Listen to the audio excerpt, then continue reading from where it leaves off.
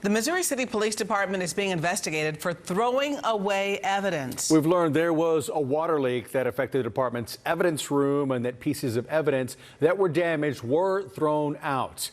ABC 13's Micah Hatfield joins us live with how this impacts some cases in Fort Bend County. Micah.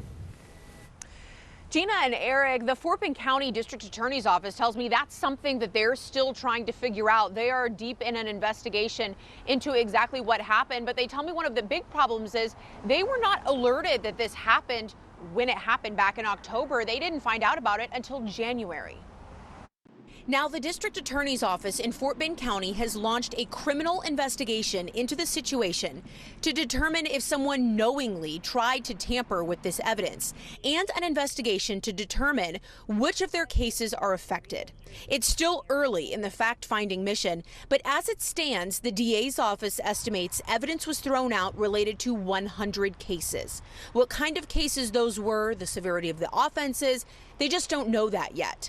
Again, all of this stemmed from a water leak in an area where evidence was stored, according to the DA's office. Evidence got damaged and we're told grew mold, and someone in the department threw it away. It certainly should have been a decision where law enforcement spoke to the district attorney's office and said, let's go piece of evidence by piece of evidence. What do you want us to do with it, instead of a mass throwout? Horribly bad idea. A spokesman at the Fort Bend County DA's office says they believe Missouri City PD documented what happened internally, but it was never communicated to the DA's office. That's a problem as the DA's office moves to resolve those cases. They tell us resolutions reached in cases worked by Missouri City PD from the time the evidence was thrown out to the time the DA's office found out could be in jeopardy because that information has to be disclosed to the defense. Plus, this could have repercussions on any pending cases where evidence was thrown out. If there were people that pled guilty already, they'll get a second bite at the apple. If there are cases that are still pending, they'll of course have a much better shot at getting their case dismissed.